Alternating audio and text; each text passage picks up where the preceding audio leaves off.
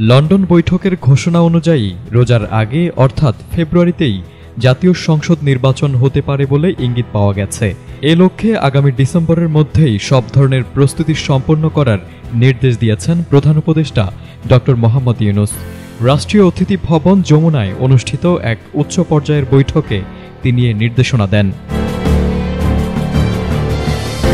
বৈঠকে প্রধান উপদেষ্টা নির্বাচনের প্রস্তুতির অংশ হিসেবে আইনশৃঙ্খলা রক্ষাকারী বাহিনীর সক্ষমতা বৃদ্ধির উপর গুরুত্ব দেন। তিনি জানান, নির্বাচন সামনে রেখে 17,000 নতুন সদস্য নিয়োগ দেওয়া হচ্ছে এবং তাদের নিয়োগ ও প্রশিক্ষণ ডিসেম্বরের মধ্যেই সম্পন্ন করতে হবে। এছাড়া আইনশৃঙ্খলা পরিস্থিতি স্বাভাবিক রাখতে বাহিনীকে আরও সক্রিয় ভূমিকা রাখার নির্দেশ দেন তিনি। প্রধান উপদেষ্টার প্রেস সচিব শফিকুল আলম জানান, আইনশৃঙ্খলা বাহিনীর প্রায় 8 লাখ সদস্য নির্বাচনী দায়িত্ব পালন করবেন। তাদের সবাইকে ডিসেম্বরের মধ্যে প্রশিক্ষণ দেওয়ার নির্দেশ দিয়েছেন প্রধান উপদেষ্টা।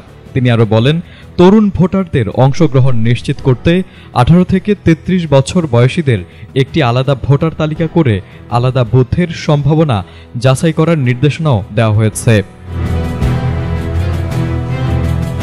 বৈঠকে নির্বাচনের সময় আইনশৃঙ্খলা বাহিনীর দায়িত্ব বন্টন, ঝুঁকিপূর্ণ কেন্দ্রগুলোতে বিশেষ নিরাপত্তা এবং আনসার পুলিশ, বিজিবি ও সেনাবাহিনীর ভূমিকা নিয়েও আলোচনা হয়েছে। শান্তিপূর্ণ নির্বাচন আয়োজনের স্বার্থে এসব বিষয় আগেভাগেই নির্ধারণ করে প্রস্তুতি নিতে বলা হয়েছে। এছাড়া নির্বাচনের আগে মাঠ প্রশাসনের গুরুত্বপূর্ণ পদগুলোতে যেমন ডিসি, এসপি, ওসি, টিএনও ব্যাপক রদবদলের প্রস্তাব দেওয়া হয়েছে।